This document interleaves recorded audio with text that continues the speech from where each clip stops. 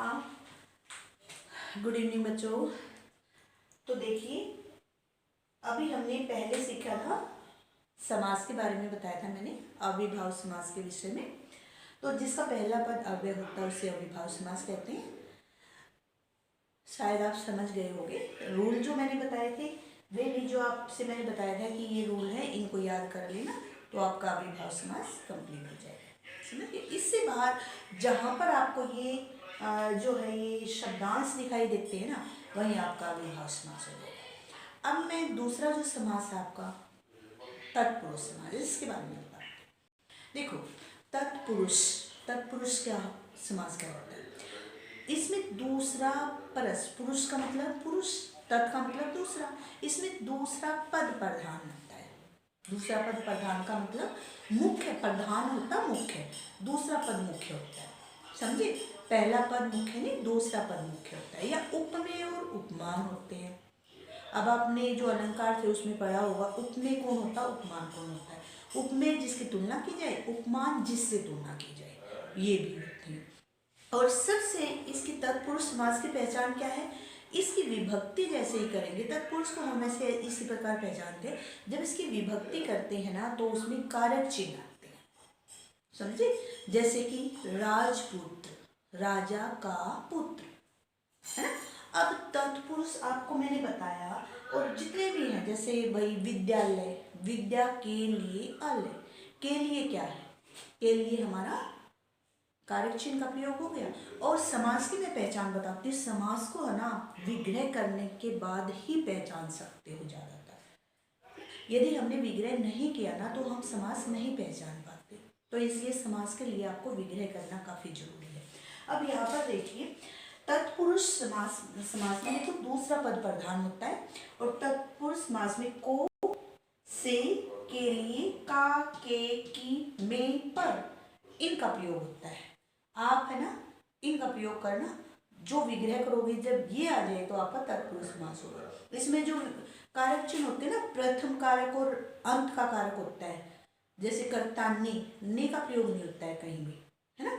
संबोधन कारक लास्ट का होता है, उसका प्रयोग कहीं होता है। अब देखो, तत्पुरुष के दो भेद होते हैं, एक तो कर्मधारय होता है और एक दूसरा भेद होता है द्विगु। अब आपको एक पहचान बताती हूँ। अव्ययभाव में पहला पद प्रधान होगा, तत्पुरुष में दूसरा पद प्रधान होगा। तत्पुरुष के दो भेद होते हैं ना, कर्मधारय और द्विगु, तो दोनों में दूसरा पद प्रधान होगा। तो हो गया ना, देखो एक के साथ तीन डेफिनेशन याद, क्योंकि तत्पुरुष के दोनों भेद हैं, कर्मधारय और द्विगु, तो इनमें तीनों में ही दूसरा पद प्रधान होगा, है ना। ये तो हो गया। अब जो कर्मधारय है उसमें क्या आता है, विशेष्य और विशेषण आता है कर्मधारय में। समझ गए? कर्मधारय में आता है विशेष्य और विशेषण। अब इसमें उपमेय और उपमान आता है और दूसरा पद प्रधान होता है। अब जैसे इसका हम विग्रह करेंगे, जैसे कमल नयन, समझे? कमल नयन, देखो नयन के बारे में बताया है कि नयन कैसे हैं, कमल के समान, है ना। उपमेय और उपमान है, विशेष्य और विशेषण है। देखो विशेष्य क्या है, नयन हो गए ना भाई, जिसके बारे में बताया जाए वो हो गया आपका विशेष्य, और जो बताया जाए, जो उसकी विशेषता बताई जाए, वो हो गया आपका विशेषण। तो इस प्रकार से कमल नयन, कमल के समान नयन, यानी है जो या के समान या रूपी, ये जिसमें भी आ जाए वो आपका होता है कर्मधारय समास। कर्मधारय के लिए सबसे पहले आप ये देखो, विग्रह करते ही जहां पर है जो के समान या रूपी आ जाए तो वही आपका कर्मधारय समास होगा। पहचान गए? तो ये चीज आप बिल्कुल ध्यान रखना कि है जो के समान, ये जहां वो कर्मधारय समास होगा। अब इधर देखिए, ये दूसरा पद हो गया, यहाँ है जो, रूपी, के समान, ये मैंने लिख दिए, आप इनको नोट डाउन कर लीजिएगा। समझ गए? अब देखो आगे, द्विगु समास की पहचान कैसे करोगे? ये आ गया आपको उपमेय और उपमान। यदि ये समझ में आ गया हो तो अब आप समझोगे उपमेय जब विशेष्य विशेषण होता है ना, वही चीज, जैसे उपमेय जिसकी समानता की जाए, जिसकी तुलना की जाए और जिससे की जाए, जैसे कमल नयन, किसकी तुलना की गई है, नयन की, किससे की गई है, कमल से। कि नयन कैसे है, कमल के समान, चरण कमल, है ना। तो इस प्रकार से ये होता है ना, ये हमारा होता है कर्मधारय समास। अब कर्मधारय का ही इसी का तत्पुरुष का दूसरा भेद है द्विगु समास। तो इसका द्विगु का क्या होता है, पहला पद आपको जहां संख्यावाची दिखाई दे जाए तो वहां पर आपका द्विगु समास होगा, ठीक है। और इसका विग्रह करते हुए आपको समूह या समाहार का प्रयोग होगा, समझ गए। तो इस प्रकार से ये आपका होगा द्विगु समास। जैसे चौराहा, चार राहों का समूह, है ना। तो इस प्रकार से आपका द्विगु समास होता है। और इसका भी दूसरा पद ही प्रधान होता है। क्यों होता है इसमें दूसरा पद प्रधान, क्योंकि ये भी तत्पुरुष का ही भेद है। तो तत्पुरुष के दो भेद हैं, दोनों में दूसरा पद प्रधान होता है ना। अब इसके बाद है आपका, ये समझ गए हैं, आपको मैंने 3 समास समझा दिए हैं। कौन कौन से, अव्ययभाव जिसका पहला पद अव्यय होता है, उपसर्ग जहाँ दिखाई दे वह आपका अव्ययभाव होगा, जिसमें कारक चिन्ह आते हैं वह आपका तत्पुरुष समास होगा। अब तत्पुरुष समास के 2 भेद होते हैं, कर्मधारय और द्विगु। कर्मधारय में उपमेय और उपमान मिलते हैं, विशेष्य और विशेषण मिलते हैं। अब जहां पर इसका विग्रह करते हैं तो है जो के समान रूपे, ये जहां मिल जाए वो आपका कर्मधारय समास होता है। अब है आपका द्विगु समास, ये भी कर्मधारय, इसका तत्पुरुष का भेद है। तो द्विगु में क्या होता है, द्विगु समास में भी आपका दूसरा पद प्रधान होता है, पहला पद आपका संख्यावाची होता है, समझ गए। तो ये इस प्रकार से आपके द्विगु तक ये समास है। अब आपका अगला समास है द्वंद्व समास। देखो द्वंद्व का अर्थ क्या होता है, युद्ध, ठीक है। अब देखो वैसे देखा जाए तो युद्ध किसके बीच होता है भाई, या फिर आप सबसे ज्यादा देखो, वैसे मैंने अर्थ बता दिया युद्ध, लेकिन और देखो मतलब थोड़ी बहुत लड़ाई झगड़ा किसके बीच होता है, थोड़ा सा ये मैंने वैसे आपको समझाने के लिए हिंट दिया। नहीं तो द्वंद्व समास में क्या होता है, अपोजिट मिलेंगे, ठीक है, उल्टे मतलब जो एक दूसरे के अपोजिट होंगे वे मिलेंगे। जैसे कि माता पिता, माता और पिता, लगभग माता पिता के अंदर भी युद्ध होता ही रहता है ना, लड़ाई झगड़े होते ही रहते हैं। तो इसलिए माता पिता, भाई बहन, भाई बहन के अंदर भी होता ही रहता है ना।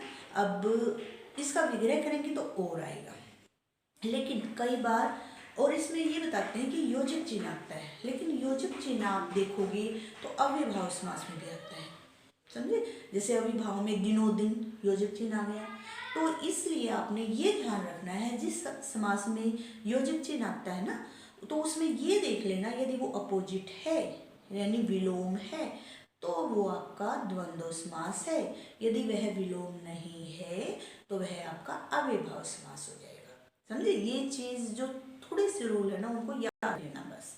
अब जैसे आपका हो गया रात दिन, आजकल, राजा रंग, है ना, सबसे आसान समास यही है। लेकिन इसमें ये पूछा जाए कि इसमें कौन सा पद प्रधान होता है, तो दोनों पद प्रधान होते हैं। रीजन देखो, माता पिता, माता भी अपने आप में मुख्य है, पिता भी अपने आप में मुख्य है, तो दोनों ही प्रधान हुए, है ना, दोनों ही मुख्य हुए।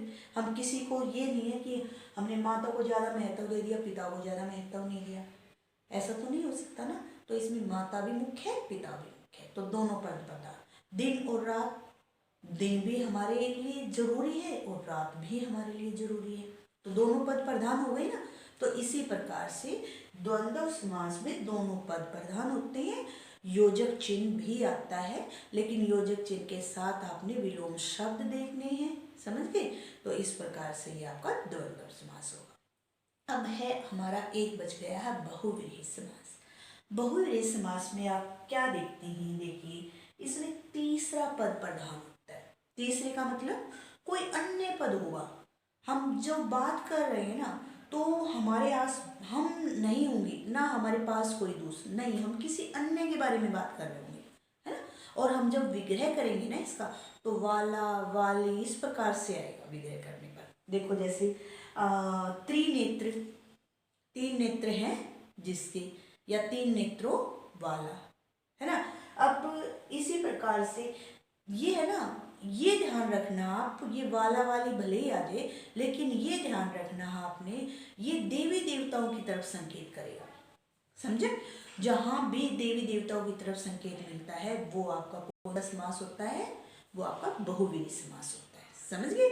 तो इस प्रकार से आप ध्यान रखें, बहुव्रीहि समास में देवी देवताओं की तरफ, और द्विगु समास में पहला पद संख्यावाची, द्वंद्व समास में दोनों विलोम शब्द आएंगे, ठीक है, दोनों पद प्रधान होंगे। तो ये चीज देखना, अविभव में पहला पद, अब तत्पुरुष कर्मधारय, और द्विगु में दूसरा पद, अब द्वंद्व में दोनों पद प्रधान, और बहुव्रीहि में कोई भी पद प्रधान नहीं। समझ गए? Thank you.